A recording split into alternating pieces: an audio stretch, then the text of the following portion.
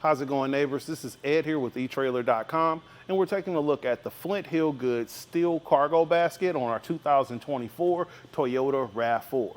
Now, adding a cargo basket to the back of your RAV4 is going to help solve an issue that I'm sure you're aware of as a RAV4 owner, having limited cargo space. And that's something that's kind of common in the crossover, smaller SUV type vehicles.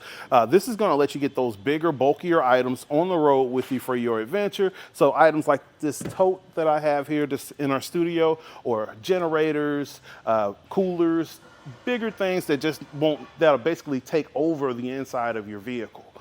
Cool thing with this, loaded up, my tote is about as high up as you can go and still access your hatch.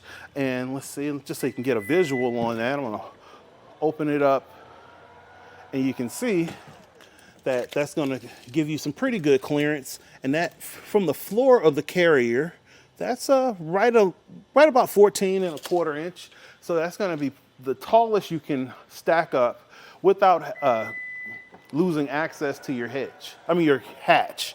So if you wanted to go taller, you absolutely could, as long as you're within the capacity of 500 pounds. At that point, you're going to start blocking things on the back of your vehicle. So let's take a look at the carrier itself real quick. And we can see that it's constructed out of steel and it's coated, it has a powder coating on it. The powder coating is going to help it hold up against the abuse of just rocks and road debris when it lives its life on the back of a vehicle. As far as having good tie down points, you have these welded spots here where you can tie down your bungee cords or or ratchet straps or whatever you use to secure your load. And you're going to have these 3 little single posts here to stabilize the bottom. It's actually a really solid construction. And these guys hold up for quite a while. As far as safety, you're going to have additional reflectors on the rear to increase your visibility. So, people can notice this on the back of your vehicle and notice that you have this additional item. So let's grab our tape measure and get some measurements to see what we're adding to the back of the vehicle. So overall, we're adding about 21½ inches from the bumper. It goes in right at your hitch height, so you don't really lose any ground clearance. You're right at about 10 inches. You want to be cautious going up those steep inclines and driveways.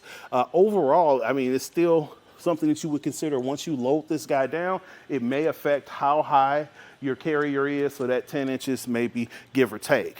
Now, as far as the carrier on its own, loaded up at the maximum height where you can still hold the hatch, it will block your driver's side backup sensors. So just be aware that that's gonna affect the functionality of that. However, blinkers, license plate, backup cam, all that stuff's wide open.